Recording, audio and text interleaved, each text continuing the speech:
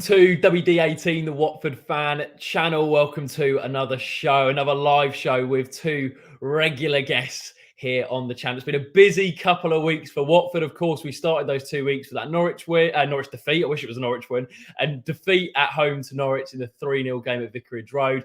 That then followed with Claudio Ranieri being sacked. And there was a few rumours about who was going to replace him. And in the end, it turned out to be Roy Hodgson, who seemed to be semi-retired, but Watford have got him back into the Pozzo model. Of course, he managed Udinese in 2001, but he's back working for Gino Pozzo, not Pozzo Senior, Gino Pozzo in 2022. And not only is he coming back to work for Gino, Ray Lewington is back at the football club as well, which is great to see. But we'll be discussing all of that, not only that Norwich defeat, but also the managerial changes and also the football club as a whole with two regulars. Mr. Sam Yuko. Sam, how you doing? I'm all good, thanks, Jacob. How are you? I'm okay. Look, it's been a busy couple of weeks, and I was trying to fit it all into that intro, and it took about a minute to do so. So that kind of you did well. You did well. You talk about Roy being semi-retired, but it's impossible to resist the opportunity to work at the carpet that is Vicarage Road. Look, he said that was the thing. It enticed him back in was the pitch from Scott Tinge. Shout out Scott. And we've also got Mr. Hornet Shane. Now, Shano, we had a little brief. We had a little brief call, didn't we? And I think that was before Roy got appointed. And I think we all knew that Claudio was going to go. And I don't think we were surprised at that at all. Maybe the timing of it. But Hodgson coming in, Ranieri going. Just sum up initially your thoughts on that whole situation after the Norwich game. And we'll get into the Norwich game in a little bit. Well, it's never dull, is it, as a Watford fan? There's always something for us to be talking about, always something for us to be dissecting. And, we've done this for how many seasons now? It's been a few, and this is not the first time we've been speaking about a turnover of manager within the space of 5 or 6 days or so. It's not, and judging by the way in which Hodgson's come in, it's not going to be the last time either, is it? So yeah, there was a lot of disappointment. I think last Friday night I was furious. I don't think I've left Vicarage Road feeling so angry. And I was very angry on last Friday night. I messaged you. I saw a can of beer on the train platform. I kicked it onto the opposite platform. I was in a terrible mood, and Oh, good ping on you, Shane. Getting it across the platform. Lovely. I was very impressed. Angry but impressed. At the same time, not FIFA rage, Shane rage. Right. No, but listen, in all seriousness though, when I saw Claudio left, there wasn't much of a surprise. I thought I deep down I felt very sorry though for Claudio. I think there have been a lot of fans out there that have said, his tactics were this, his tactics were that. He's had a lot of other stuff to contend with, the whole AFCON debacle, not having Sarr fully fit, and Kulu not being around, and all of that. It's all just been a bit of a mess. I think a lot of, as often happens now, you get a lot of outside kind of opinions and everything. I think I saw the one person that I did hear a lot from this week, Simon Jordan on TalkSport, saying that Ranieri was never the right fit for Watford, and with Roy Hodgson, they've now got someone who actually I think will be. And I think he even went as far as to say I think the teams around Watford will now be quite worried about that, because they've got someone. I think Adam Leventhal said it as well. He's spoken to a lot of Crystal Palace correspondents at The Athletic and so on, and it's very much a case of, and I think Adam even said it during the week, he will keep you guys up. So that's a very, very, just a very blanket statement there. Felt sorry for Claudio. Roy Hodgson, I'll be honest with you, it was a bit odd because I saw him come up, I think on someone one of the betting odds or something like that. I thought, oh yeah, whatever, always gets linked. Sam Allardyce's name's always in the hat, fine. And then all of a sudden I saw the price I was like, oh, okay, this is quite interesting. I thought, obviously, and I knew some people were lumping on the fact that he was going to get it. Fine, okay, whatever. Then I saw betting was suspended, and I was like, oh. And then within about an hour later, I saw Adam Leventhal's tweet, and I think I've forgotten the guy at the Daily Mail who was he basically just it. Yeah, he's got literally both hands on the pulse of Watford Football Club. He knows literally everything. A lot of senior sources inside the club. And he was like, looks like Watford are going with Roy Hodgson. And I thought, wow, okay. It was very odd. Oh, we're breaking up. Sam, I'll bring you in there just while Shane's reconnecting. as Shay mentioned, it's been a busy couple of weeks for Watford. As I also mentioned, I think we all knew after the Norwich game that Claudio was going to move on. It did turn toxic towards the end of that game. But ultimately, it was the timing for me that really did surprise a lot of Watford fans, not only myself, because I think we all know with the Potters, we're expecting that corner flag in front of the family stand to come up on the Watford Twitter page saying, "Look, Claudio sacked." But it turned out they waited to the Monday. Now, why do you think that was? Do you think they were trying to buy themselves a little bit of time? Do you think that it was already done straight away and Claudio knew he was gone? Or what did you think about that whole situation and that period of 3 or 4 days we went from the Norwich defeat, Claudio being sacked, and then Hodgson coming in quite a short space of time?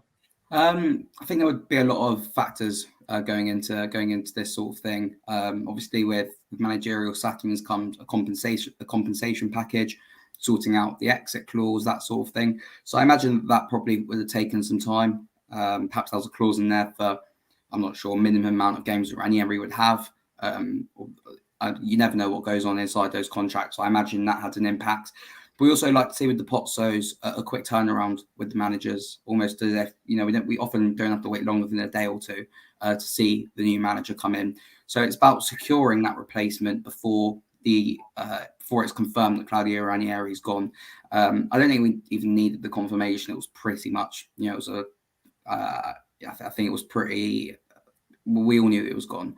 It was pretty self-evident to every Watford fan with how the Pozzos work.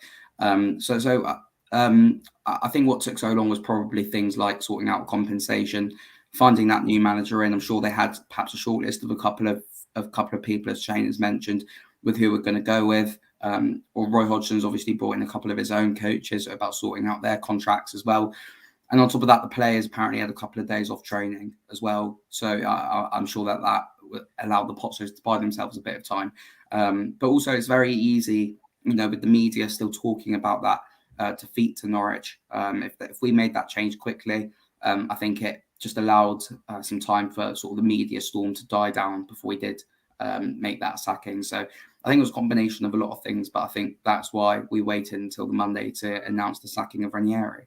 Yeah, look, Shana, we'll get into that Norwich defeat. Before you cut out, I really want to go in on that, and we'll take it right back before we go through kind of the series events, what we made of it. Sam gave a good overview there, but in terms of the Norwich defeat, I spoke to one Watford fan, interestingly enough. I play football with him on a Sunday, and he's been going with his dad for a long, long time, and he says, I don't like to boo often, but I felt compelled and I felt like I had to boo at full time. It was that bad of a performance from start to finish. We weren't at the races, and arguably one of the biggest games we've had in recent times.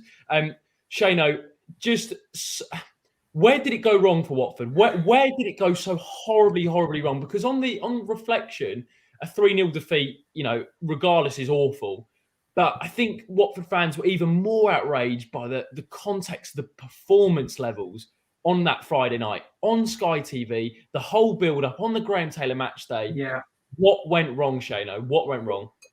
Well, mate, you touched on it just then. Like, I thought, first of all, I'm a very, honest person, right? I let out a fart halfway through that game, right, in the second half, right?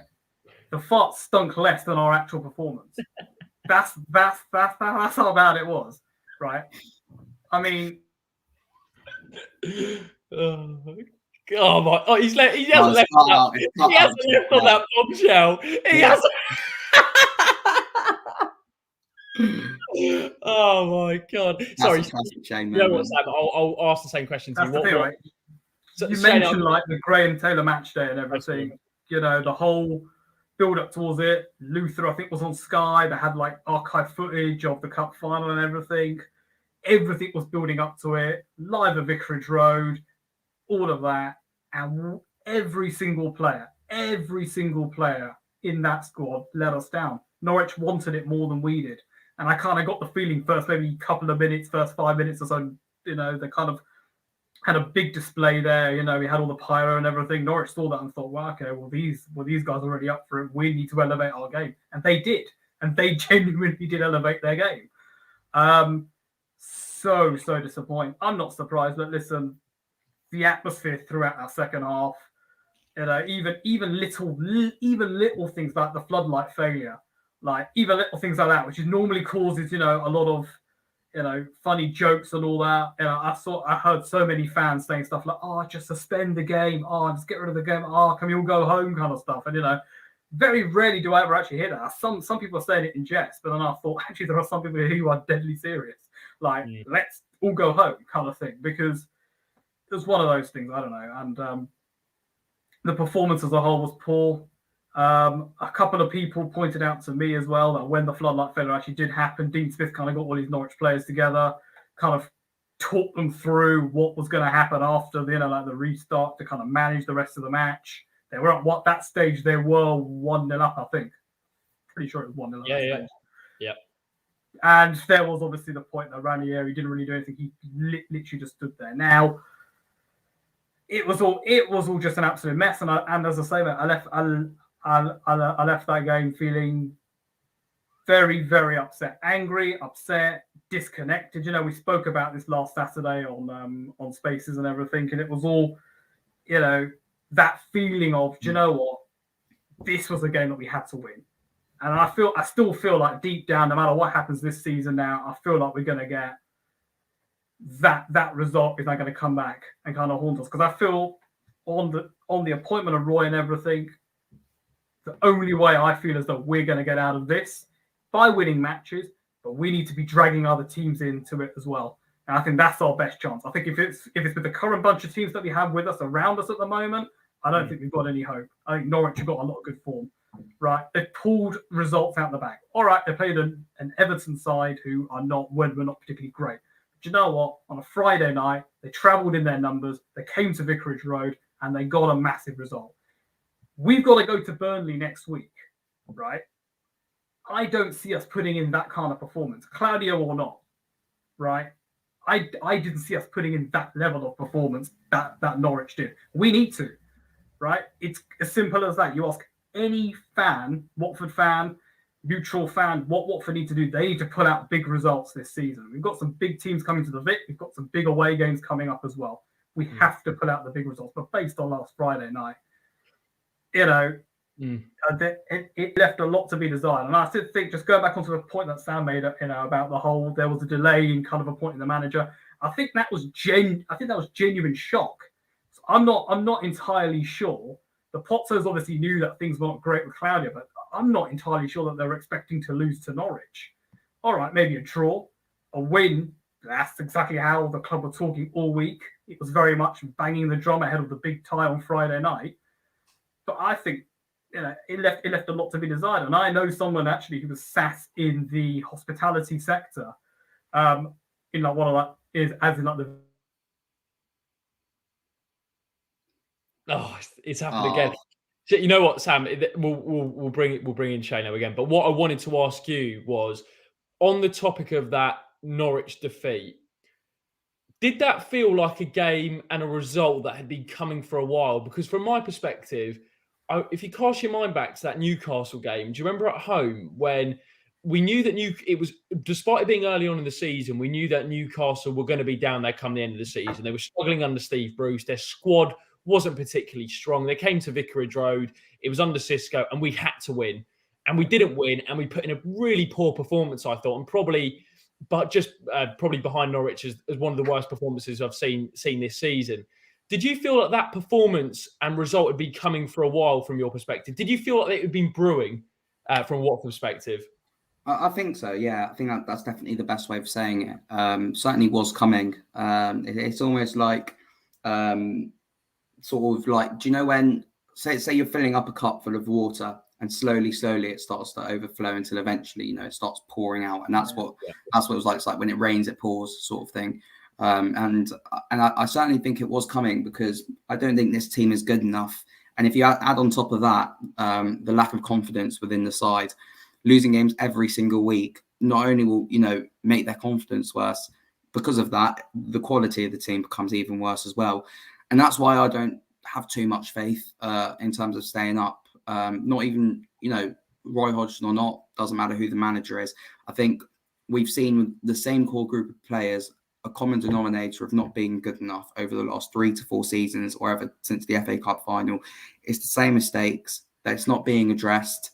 and they're making the same mistakes over and over and over again.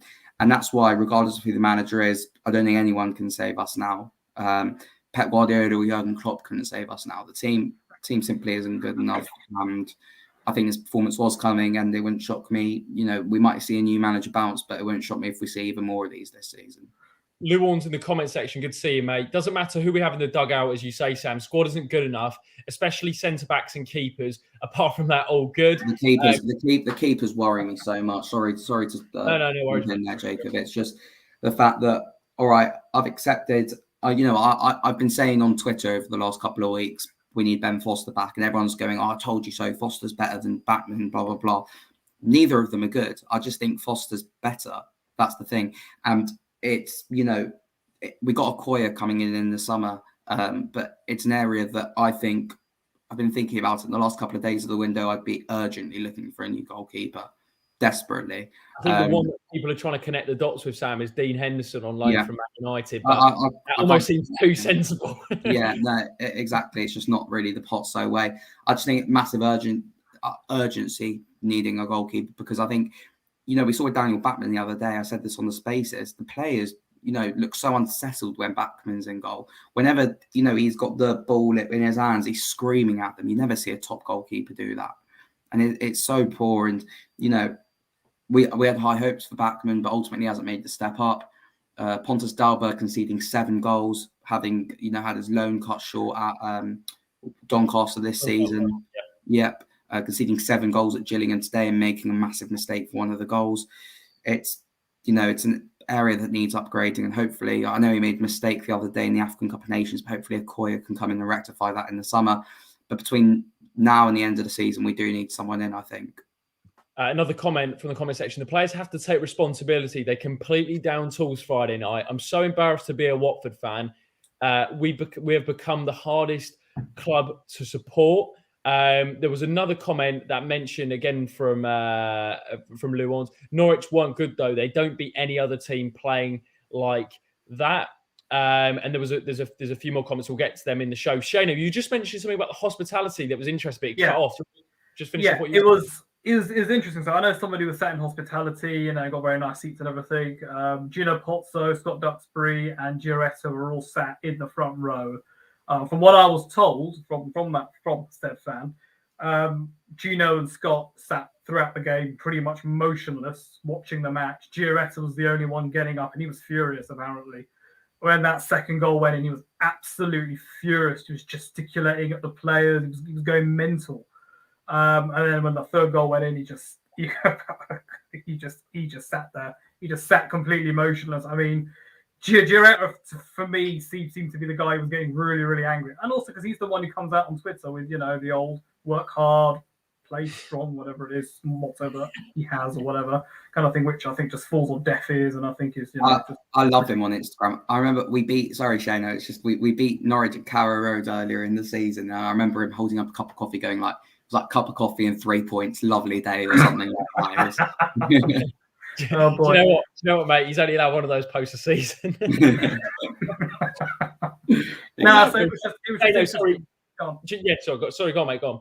No, it was just interesting to see, the 3 big decision makers, all the big wigs within the club, and they were there, they were present, they saw it. And I think there was, I don't know, maybe a little bit of shock, the fact that we lost by the margin, the way in which we lost. I think that was shocking. The downing of the tools, as that person said, it was Shane, I just wanted to follow up on that, because I mentioned to Sam when your connection dropped about kind of this result had been brewing for a while, from my perspective anyway. I think we all knew it was going to come at some point, but I think Friday night was kind of the tip of the iceberg. But who's responsible for this? Because look, yes, we have still got 18 games left for this season. We aren't done. Whatever people say, I think it will be unlikely if we stay up. I think it would be an incredible job from Roy and Ray to the double R to the double R duo to keep us up. But is this a player problem? Is this a manager problem? Or is this a board problem? Because we've discussed this so many times, Shana, on this channel. I think since we've known each other since starting the channel. I've lost count of the amount of times we've had the exact same conversation. Who is to blame? So from your perspective, how are you seeing this whole kind of three-way dynamic between player, manager, and board in terms of responsibility for this at the moment? I've now reached a conclusion that I don't think it matters who we have in that dugout. You know, we could have you, we could have Tim Sherwood, we could have your dad, who looks like, you know, the legend that was. We already had him. We had that exactly, right? We could have anyone in that dugout, right? It doesn't matter who comes in, right? Because the fact of the matter is, the Pozzo model doesn't do what normal clubs would do, and that is you bring in a manager, you get players in to fit the manager's style. The last time we did that, tried to do that, was with Marco Silva. Did we actually try and do that though with him? Because that's the first instance I maybe think back to, because he wanted Alexander Mitrovic, which has been quite well documented, and we gave him Andre Gray. Right? I'm intercepting them now, but that is a great point from Shano, Sam. That summer, for me, I felt a real connection with the squad and like the identity. Aside everything, it's kind of chalk and cheese for me. You know, the player that Mitrovic was then, and the player that he is kind of now, right? Yeah. So my real kind of question comes down to the board, right? There seems to be some sort of like lack of communication here. It's very much like, we're signing these players. That's the head coach. You've got to be the one to make all of this work. We don't care how you do it. Unless it's like an absolute crisis, like a centre-back, which can say, yeah, we'll sign a centre-back, but we won't spend any money on a centre-back. And we haven't spent money on a centre-back. Bought in Kulu. And we've had a few other players, you know, quite a few loanees as well. But I think this is a board problem. And I think fans, I know a lot of fans, myself included, very much pro Pozzo. They pulled us out of a hole. You know, what they've done to the club, what they've done to the stadium in particular. You know, when they arrived, we had 3 stands, and opposition supporters would poke fun at our building site, right? That's how it was. And that's what a lot of fans will remember. I think we're now getting to a stage, and I'm almost in that kind of mind frame now, whereby, as you say, I think it's going to be a miracle if Roy does keep us up here. But what next? Are we just going to keep on going? And my fear is, all right, Roy's here on like a short-term basis, fine, whatever, right? He stays until the end of the season. Sorry, Roy. Thank you, Ray, for all your time, and then off you go. Let's say at this stage we are actually in the Championship. What's the long-term plan now for the Potters? Because we knew what the long-term plan was when they came in, because it was very clear. What is the long-term plan if we were to go down? How are we going to get there? Right? My Twitter timeline has been like watching The Apprentice, all these people talking about project managers, right? We do need that, though. We need a manager who's going to come in with something of a project, right? A vision. We don't have that at the moment. Right, the first sign of trouble, and this is why, you know, I saw a lot of comments about, you know, we need to bring in, there's a guy, what's his name, Diego Martinez, you know, a Frank Lampard kind of thing. But my kind of overriding thing is, yeah, those managers are great, and you know, in Diego Martinez, you've got potentially a gem of a manager. But what's going to change, right? He loses 3 games on the bounce. The Potters are reading their newspaper. They're going to open up their newspaper slightly. 4 games, they're going to fold up their newspaper. 5 games, they're going to stand up. 6 games, he's gone. It's going to be the same old problems. And I think that's where it's a board problem. And I feel like, and I said it after the Norwich game, I'll say it again, the fans need clarity. The number of fans, I know Sam's one of those fans, feels disconnected from the club. That needs to be addressed. That has got to be addressed. A fans forum at your place, in your place, at the Vic, I don't care, on the pitch. I don't care, but it's got to be addressed, right? There's no point in us all sitting here now saying, yeah, there's an online fans forum, and I don't know, the manager's going to get asked, Roy's going to get asked, oh, what's your favourite Elton John song? And, you know, rubbish that I just don't want to hear about. If I wanted to read that, I'd read it in a magazine, not in an official fans forum. Right? It needs to be properly addressed. We need to be able to ask questions about the direction of our football club. And you ask the question, the manager, for me, is the fool guy. He is the one that will always pay with. No, we've gone again. Okay, well, I'll jump in. Sam, look, there was a comment from Tom Lewis. Sure. Sorry, Shane, I just jumped in there just because it cut off a little bit. But Tom Lewis in the comment section said it's a board problem in his opinion. They hire the managers and sign the players. Now, that echoes what Shane says. Sam, I just wanted to ask a similar question to you because we've both discussed this a lot, and all three of us have about the direction of the club, the structure of the club, where we want to go as a football club. What's going wrong in your view, and what needs to change in order to see what you think should be happening at Watford? I think there's a certain problem in terms of changing the managers. First of all, with the contrasting styles of play. So you have, for example, a more expansive manager in Xisco Munoz, I'd say.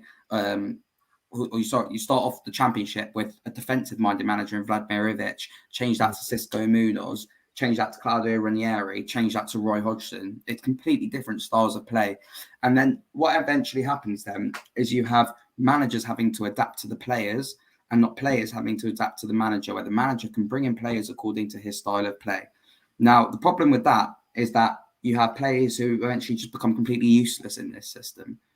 Players who simply do not fit. I'm just trying to think off the top of my head. Someone like Domingos Quina, who's useful in certain systems, is completely useless in other systems. I mean, he's not doing too well at Fulham either, so I'm sure there's more to Domingos Quina. However, what needs to happen is a manager needs to be able to come in where we stick with him through the bad results, through difficult situations. I'll keep on bringing up the same points, but Ralph Hasenhüttl lost twice 9-0 at Southampton. They stuck with him. Bruno Lage at Wolves lost his first 3 or 4 games in charge. Roy Hodgson at Crystal Palace came into his is slightly different, but he went through some difficult moments at Crystal Palace. I'm not saying Roy Hodgson is the answer. I think it's sort of a stopgap till the end of the season. But we need a manager who will stick with, give him control over transfers to bring in players according to his own style of play, where managers don't have to adapt to the players and the manager has full control over who is on the pitch and who's at his disposal. That's not going to happen until the end of the season, but end of the season, we need to completely, go back to basics, regardless of what league we're in, and really start to build again. Yeah, it's interesting. I think the comment that I saw floating around on Twitter, and it hurt me a little bit in terms of where we're going as a football club, is as soon as we lost to Norwich, every single person knew Ranieri was going to go, regardless. Yeah. Now, I'm not saying that's the wrong decision, but I think that says it all, that as soon as there is a absolutely shocking result, and it was a sack-worthy result, but we all knew, every single person who knows football or follows Watford knew that Ranieri was going to go. And I think that says a lot about kind of the way we run as a football club at the minute. And Lou Orns in the comment section says, the structure of the club can be the project as long as you have a philosophy of a style of football you want your club to play.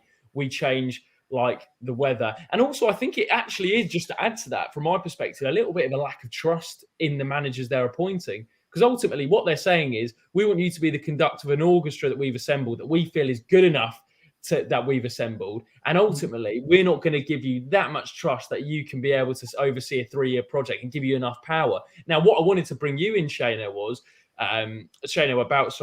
was with Roy Hodgson coming in, and it links him well because Hodgson's been appointed as the manager this time. It's been.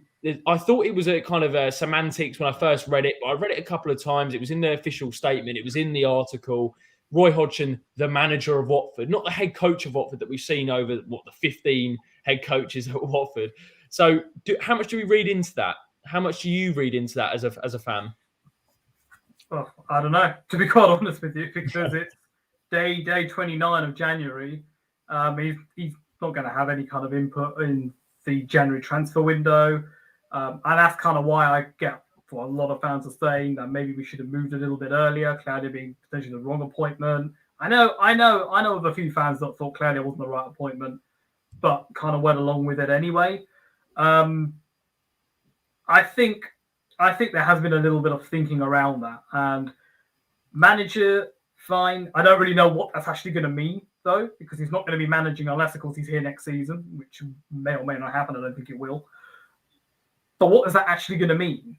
So does that mean he's not going to have the, our managing director constantly breathing down his neck? Because we've seen plenty of articles looking into the inside of Watford.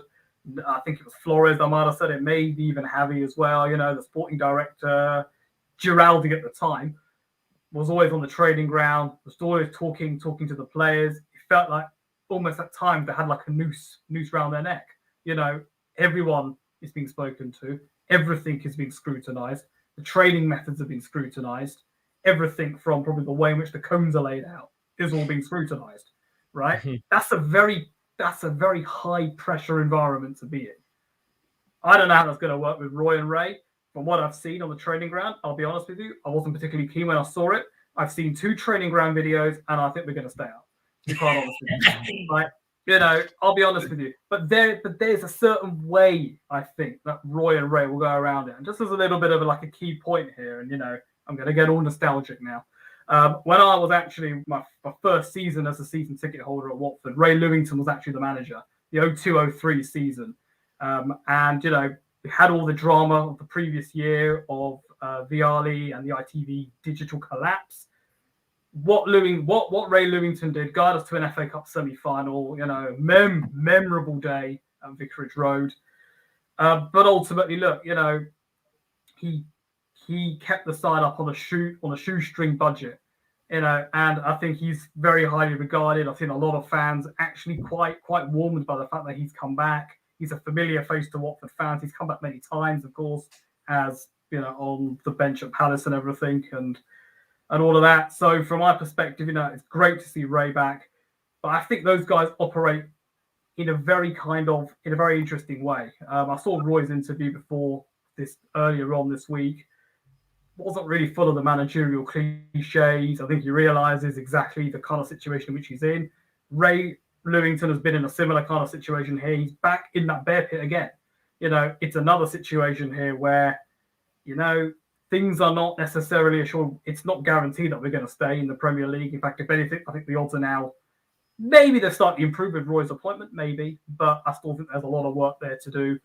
But certain things are on that training ground, Oh, it's gone. Gone again. A couple of comments, Sam. There was one about that from Ryan, actually, who said, I'm hoping Roy being given the manager title, he can actually have more control. Sorry, Shane. I was just reading this comment. I'm hoping with Roy being given manager title, he can actually have more control over proceedings, as you mentioned, and dictate what goes on more effectively to keep us up. I don't think he would have jumped at that opportunity had he have not been given those reassurances, right? I don't think Roy would have gone into that knowing I'm going to be a head coach and you're going to dictate what I do. He wants to be in control. As you said, Ray would as well. So it'll be interesting to see that scenario. And Charlotte says, would love Roy and Ray to keep us up. However, I just don't think a new manager, head coach will change things. The Pozzo investment model just doesn't give us a stable, settled team who play for the badge. Now, Sam, look, I think we kind of be realistic on this show about the impact Roy can have. I'm certainly of the opinion that I think he'll give us a better chance of staying up. I still think it's a huge job on his hands. And if he doesn't keep us up, I won't be looking any differently at Roy in terms of his pedigree in the game and what he's achieved. But what do you make of the appointment? And if I said to you if I said to Sam before he got appointed, his thoughts on Roy coming in, and now he's seen the couple of training videos and he's heard a few things and he's read a few articles, how do you now feel about Roy coming in and his impact that he can have at Watford? I think that we are looking at a manager who is experienced at all different levels of football. He's been, name something in football, he has been there and done it, albeit, without winning many trophies, but he's managed a top club in England, in Liverpool. He's managed the England national team. What other national teams he managed? Quite a few. Finland, was it? You know what, Sam? Just as you're speaking about, I'm going to get the list of clubs he's been at. I mean, Jacob will read that out, but you'll see he has been everywhere and done it. So I think we're bringing in a manager who, a squad assembled of different players suited to different systems. I think if anyone can make it work, it will be Roy Hodgson. I'll be honest, at the start of the week, I saw it and I was just a bit like, why? Why are we getting Roy Hodgson? Particularly because last season at Crystal Palace, it went incredibly stale and they were shocking. However, I am warming up to it a lot more now. I think, particularly following the interview on Hive Live, I think he said all the right things. he seemed very focused. I think that's the word. I think it was the question was something along the lines of, have you said hello to everyone at the club? And you went, no, I'm here to, train the players, keep us up. I don't really care about anything else. And I think the best word is focus. That was paraphrasing, by the way. I'm not sure exactly what he said, but yeah, I think as well, he came into a Palace side. I think they'd lost 7 in a row at the start of the season without scoring a goal, and he kept them up still in mid-table pretty convincingly. A squad with quite big egos, such as Wilfred Zaha in there. Famously, Wilfred Zaha at Crystal Palace with Zaha, Hodgson, Harry the Hornet. It's been interesting to see how we need a picture of Roy and Harry the Hornet if we win a game together. There needs to be a chart. There needs to be a chart with Hodgson and Harry the Hornet in it. I don't know if someone can make that up and put it in the comment section. We'll give it a shout out. Sam, go on, mate. Go on. Yeah, no, I think what every Watford fan needs to realise now, why I urge is just get behind Roy, because I guarantee he will give 110%. He's had some time out the game to learn. I know he's an experienced manager already, but he's been able to take a step back, learn, watch a lot of football. And if he doesn't keep us up, I think it's very clear it's not on him at all. It would be on the boards and the players. I think, as I said already, I don't think we'll stay up. I don't think anyone can save this team. But I can guarantee Roy Hodgson will give 110%. So will Ray Lewington, and I urge fans to get behind him. David M with a great comment. The Hive Live interview has completely changed my view. No nonsense from this guy. He will call out poor defensive structure. We need this. Absolutely agree with that, David. And look, just a couple more comments here. As Shano mentioned, great to see Ray Lewington back at the football club. Obviously, was the manager between 2002 and 2005 in difficult circumstances and did an incredible job, really. And I know a lot of Watford fans in the same sort of who were watching that era and got into football in that era, similar to Shano, have a real affinity to Ray. So I think it's great to see him in his shorts, back on the touchline at Vicarage Road. As Charlotte says, Ray understands the club. He's seen the tough times when the players agreed to take a pay cut. Hopefully he'll communicate the ethos of the club to the players who've recently joined. I think Ellis here sums it up pretty well. It's a huge job, but not impossible. Whoever we brought in was going to be met with the same challenge. Roy probably gives us the best fighting chance. A few things, Shana, before I cross over to you on Roy. I spoke to a Crystal Palace fan, what a close mate of mine, and he watched, he's a season ticket holder at Palace. He'd watched Roy and Ray together, obviously, over a couple of seasons, and the job he did there. He said, for what you need at the moment, he's perfect.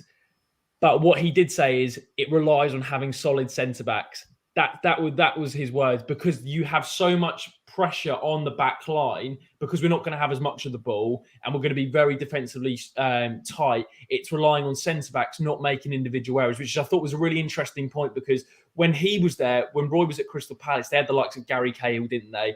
James Tompkins, seasoned pros who'd seen it. They'd got the T-shirt, they got the Premier League T-shirt. They'd been there a long time and they knew how it operated.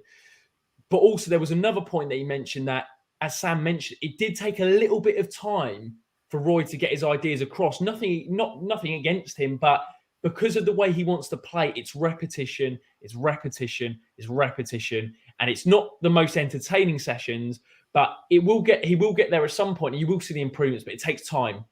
So Shano, now I've said all too that. little, too late. That's the problem. That's the problem. This isn't against Roy Hodgson. Sorry, jump in again there. No worries. By the time he actually gets his messages across, we'll have like 2 games left. I imagine with this side.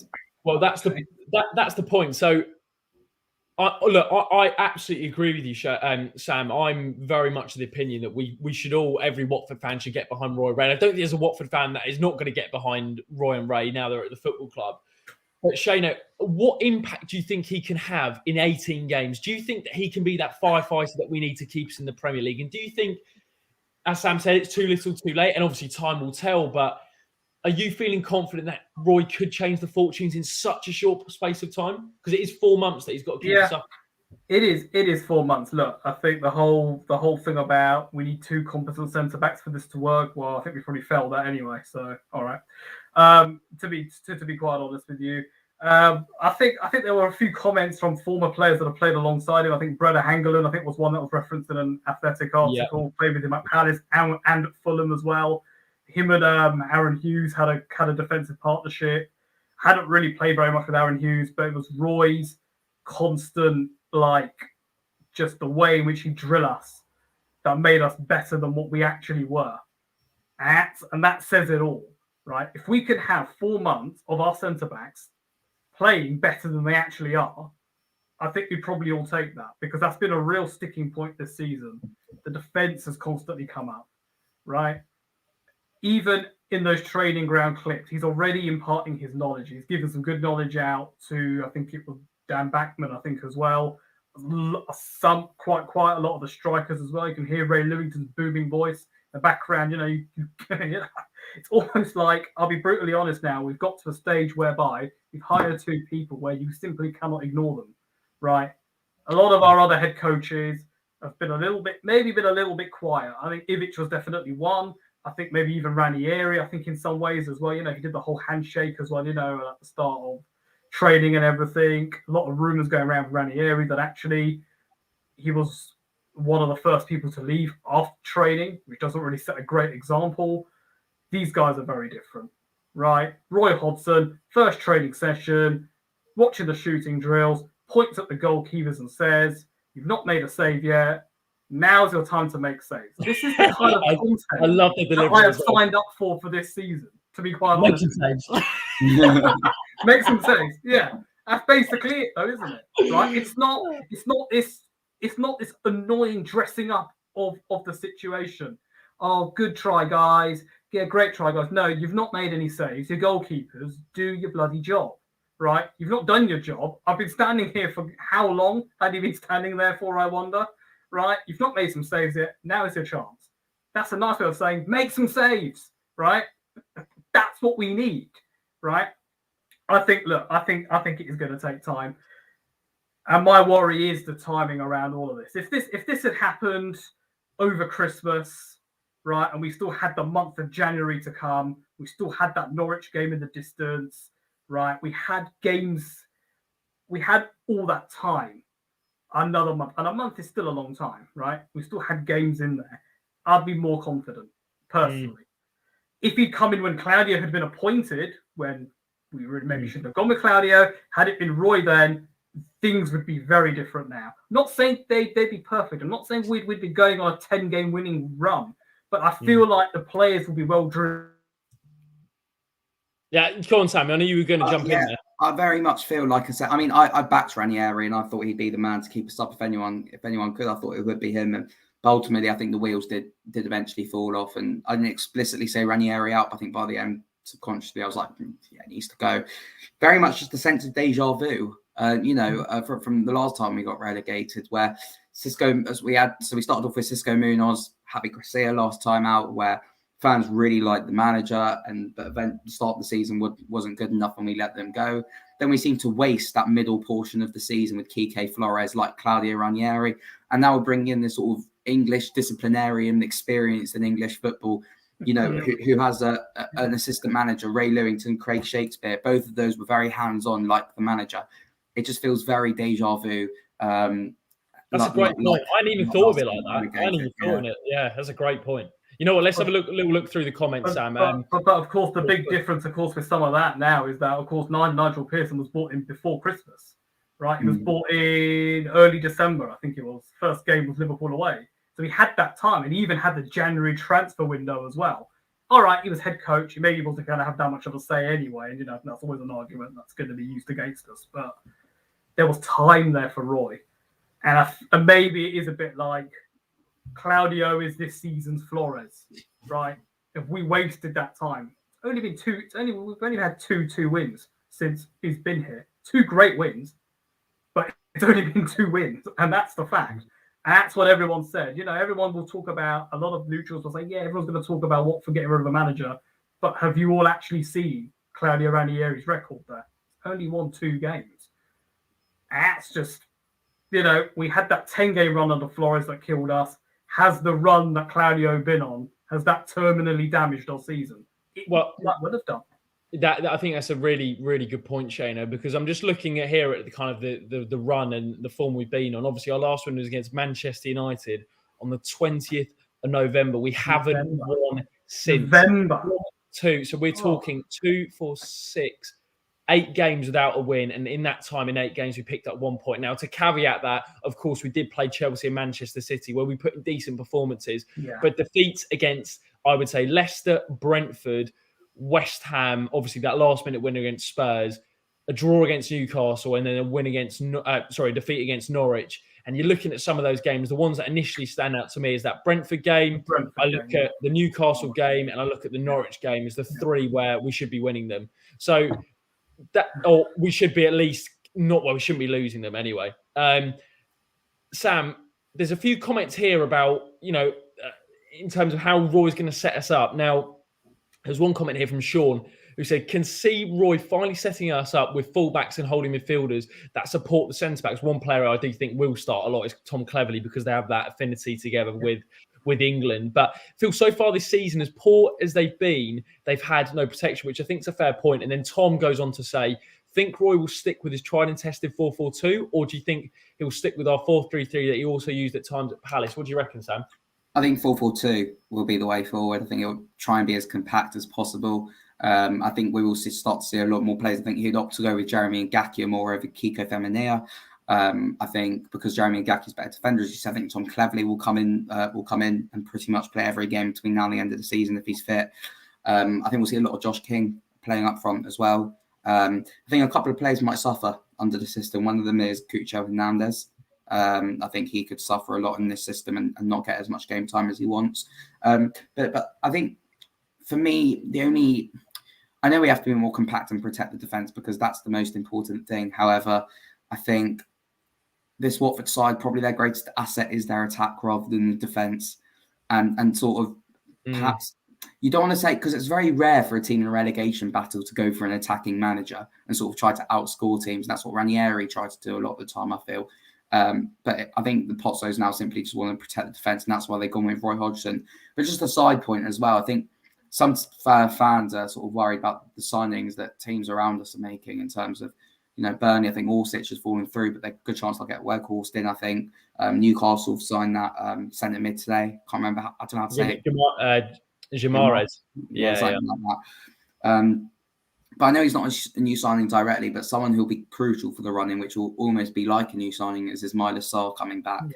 I think that's very much going to feel like a new signing, and that will be massive for Roy Hodgson as well. Yeah, interesting. There's some good shouts in the comment section about how we're going to set up. Aaron thinks that we're 4-5-1 with three defensive midfielders. So, for example, with Atibo coming back, so he's in the mix, but Kutska, you've got Cleverley, Sissoko.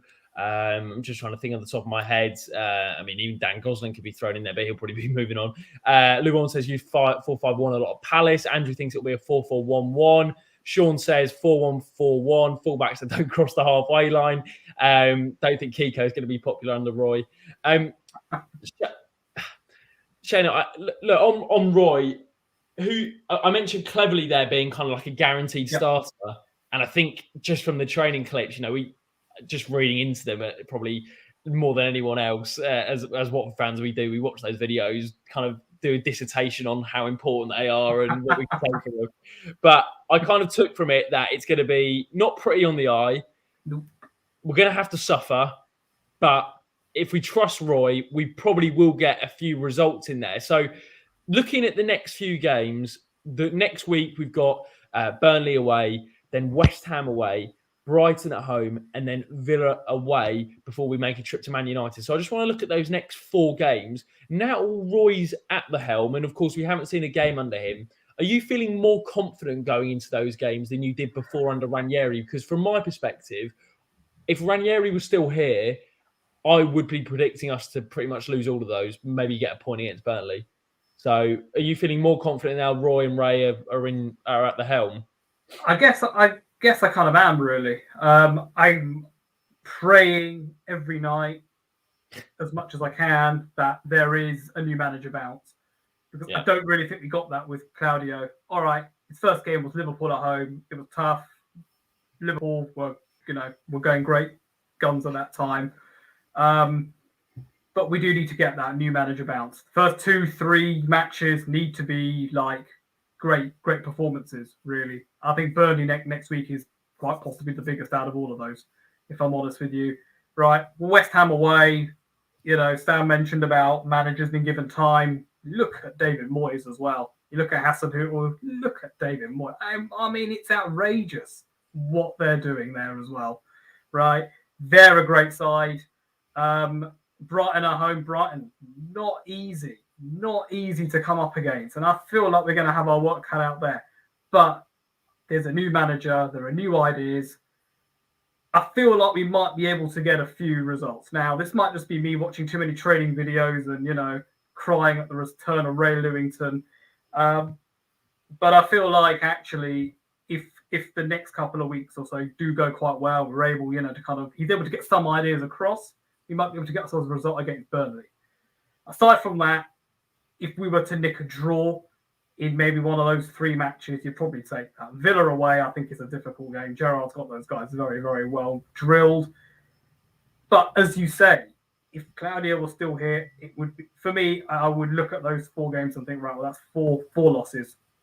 But Roy is he's kind of making people, I guess he's made the fan base believe. I'm sure, I know not everyone's fully on the page, right?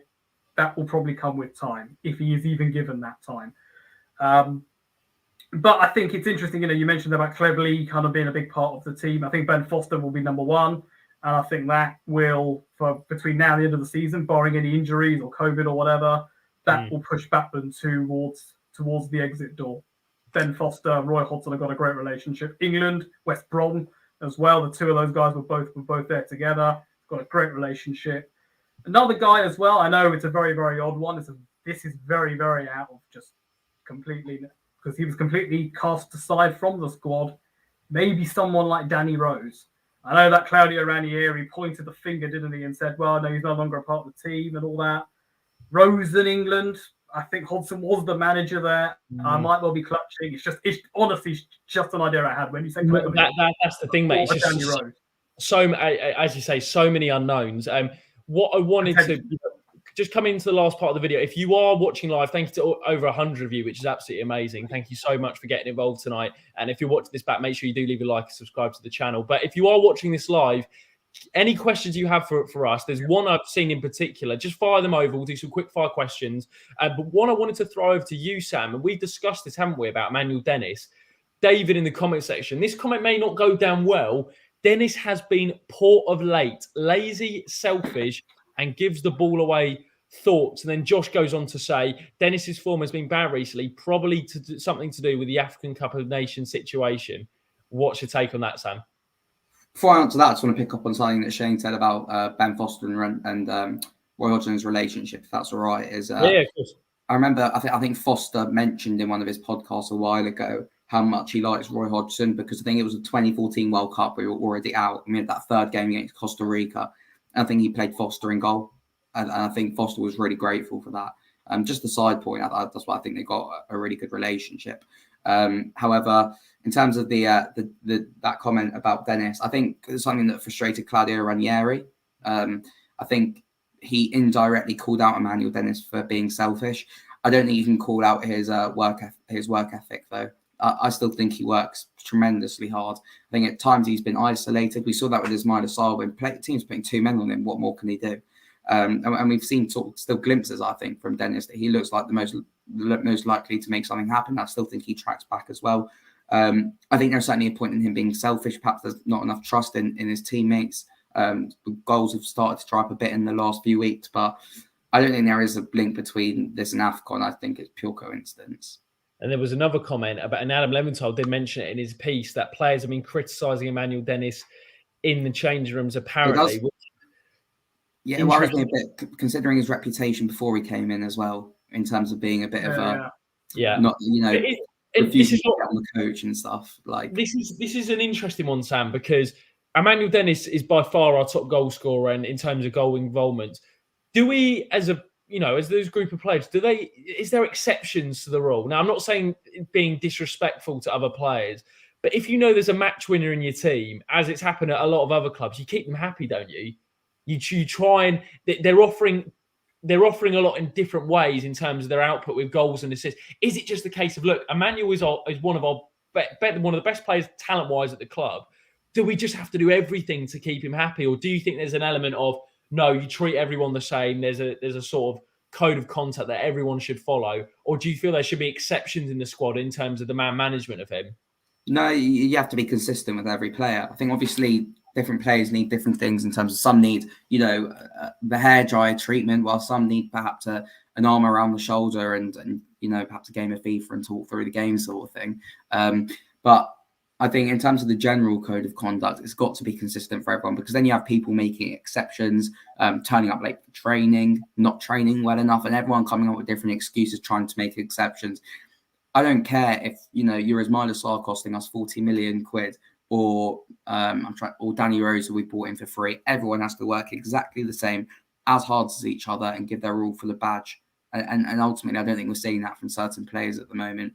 And that's something Roy Hodgson will do, is as a disciplinarian. I know players didn't react well to it under Vladimirovic, but he will make sure everyone is abiding by the same rules. And I think that's what we need at the moment. Shano, final thoughts, mate, just on Ranieri, Hodgson, Watford at the moment. What's your takeaways for anyone watching this at the moment? The takeaways is watch this space, because there's always something, isn't there, with us? We're live on TV next week as well. Roy Hodgson's first game is live, so hope that all goes well. To be quite honest with you, we've given ourselves a shot in the arm, I think, with bringing in someone like that. Let's be clear. Fans of other clubs are not stupid. They will know the kind of appointment that Roy Hodgson is. And I feel like a lot of fans that I've seen, Crystal Palace supporters, a few neutrals, even a West Brom fan as well that I follow on Twitter, have all said Roy will keep you guys up. And that's a very solid statement. It's none of this, oh yeah, it depends on this, oh yeah, it depends on that. No, I have a lot of blanket statements saying Roy will keep you guys up. And that's a real, for someone like me who was furious last Friday, very annoyed with the club, to kind of get that reassurance. It's not for me. I'm going to be really honest with you. It's not about the next 4 months for me. The next 4 months now, it's whatever happens. Roy comes in. If he does his best, if him and Ray, they'll do their utmost. I'm sure they will, especially with Ray. Great connections with the club, statesmanlike in how they answer things, a disciplinarian. But ultimately, I won't be focusing on them if we don't stay up. My real concern is not around the manager. My real concern is about the direction of this football club. And I think we have rights as fans on this platform, on any other Watford FC platform that there is out there, to ask genuine questions about that. And that's kind of where I worry. Okay, fine, we stay up this season. Brilliant. Roy Hodgson guides Watford to 13th in the table. And Gary Lineker has to strop on the last match of the day of the series as he realises that Watford are going to be in it again next season, right? What's going to happen next season for all of this to not be repeated again? That's where I really worry about it. Like, genuinely do worry about that. If we go down, again, what's the long-term vision of this football club? For me, I'm going to be honest, if we go down, that promised land of the Premier League is going to be a long, long, long way away. I think we'll be checking ourselves in for a long stay in the Championship. But what's the plan? What will be the plan? Right? There's no point in us getting in another manager with another set of mixed messages, different players coming in, manager goes on bad run, get rid of manager, another manager comes in. Okay, well, this is my playing style. It's different to your playing style, but that's fine, because we're going to play another episode of square pegs in round holes. We can't let it happen. And if that does happen, my genuine concern is going out to the Championship. I sometimes keep myself awake at night thinking about this. We'll drop down another division. It will just keep free falling, right? And it's not completely unheard of. There are bigger clubs out there, the Watford Football Club, that has happened to. And you know that if you look at the League One table now, there are fallen giants in there, right? You've got other situations, you've got other issues with other clubs in the Championship, such as Derby County. They had that chance of getting up to the Premier League. It's all fallen through since then. And that was the real sliding doors moment for them. We may even have had our sliding doors moment for this season, right? Who knows what it's going to be like 5-10 years time, right? If we do go down, we don't see the promised land of the Premier League for more than a decade. Will we look back on this season, or will you all, like me, look back on the 2019 summer and thought that's when we should have backed our manager? That was our Ralph Hasenhüttl moment, and we didn't take it. That's where I kind of stand with. Roy and Ray, I'll get behind them. Any man who steps into the dugout, any player who puts on the yellow shirt of Watford. So glad to see Ismail Assar coming back. Great to see Loser come back as well, alongside with Messina from AFCON. Loser's been very much missed in that midfield. Once he's back, once Sar's back, I'll get behind all those players, get behind every man in that dugout. But ultimately, my concern extends far more than just May this season. It's what happens next, regardless as to what division we're in. But I think Roy's given us a great chance of staying up, and I hope that we can do so. But if we don't, there'll be no hard feelings towards Roy or Ray. Sam, just final thoughts, mate? Yeah, Shane hit the nail on the head. I was about to give him a round of applause, actually. Captain leader legend. Just get behind the manager, really. Fortunately, missing my first away game of the season next week at Burnley. I mean, I already made the trip up there to see it called off, so I'm not going to do it again. But we got a busy month coming up with the West Ham game, Man United, Villa, Brighton. I can't remember the order, but it's all about getting behind the manager. It's difficult, but get behind the team, and hopefully performances will come. And for following that, hopefully the results will come, and the clean sheets as well.